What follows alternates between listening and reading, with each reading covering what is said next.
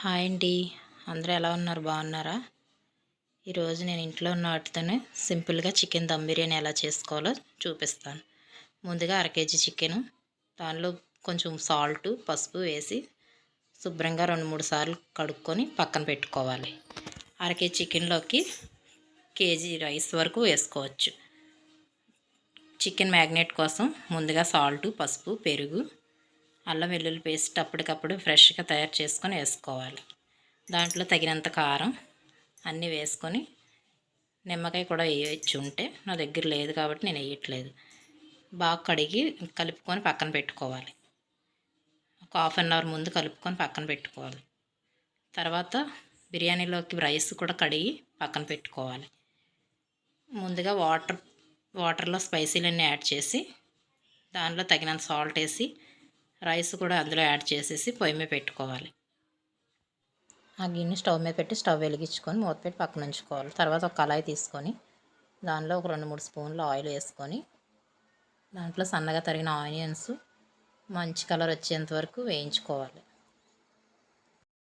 బిర్యానీలోకి ఆనియన్స్ మంచిగా ఫ్రై అయితేనే బాగుంటాయి. తర్వాత రైస్ ఉడికిందో లేదో చూసుకోవాలి.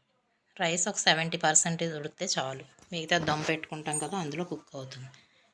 ఇలాగ బిర్యానీకి ఒక గిన్నె తీసుకోవాలి. మనం ఎందులో దమ్ పెట్టుకుంటామో ఆ గిన్నె, దానిలో చికెన్, ఈ మ్యాగ్నేట్ చేసిన చికెన్ అందులో యాడ్ చేసుకోవాలి. దాంట్లో ఒక 2 పచ్చిమిరపకాయలు దంచుకొని వేసుకోవాలి. తర్వాత పుదీనా, ఆనియన్స్, కొంచెం ఆయిల్, నెయ్యి, కొంచెం స్పైసీలు వేసి బాగా కలుపుకోవాలి. కొంచెం నెయ్యి కూడా వేసుకుంటే టేస్ట్ బాగుంటుందండి. బాగా కలుపుకొని ఆ చికెన్ ముక్కలు గిన్నెంతా స్ప్రెడ్ చేసుకోవాలి.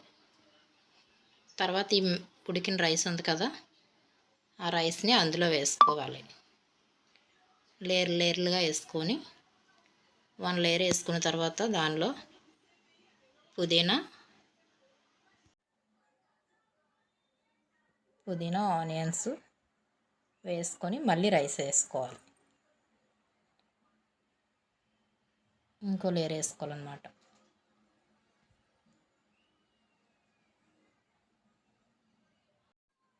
అలా మనకి రైస్ ఎంత ఉందో అంత అన్ని లేయర్లకి అలా వేసుకోవాలి.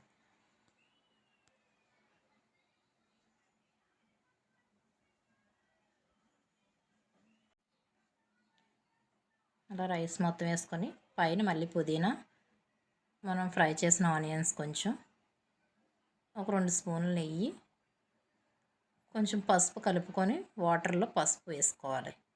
నేనేం ఫుడ్ కలర్ యాడ్ చేయట్లేదండి. అంతే, దాని మీద గట్టిగా ఉన్న మూత పెట్టి సిమ్లో పెట్టుకొని ఒక 20 మినిట్స్ పాటు కుక్ చేసుకోవాలి. అంతే, బిర్యానీ రెడీ అయిపోతుంది. ప్లీజ్ అండి, మీకు ఈ వీడియో కనుక నచ్చుంటే లైక్ చేయండి, సబ్స్క్రైబ్ చేసుకోండి.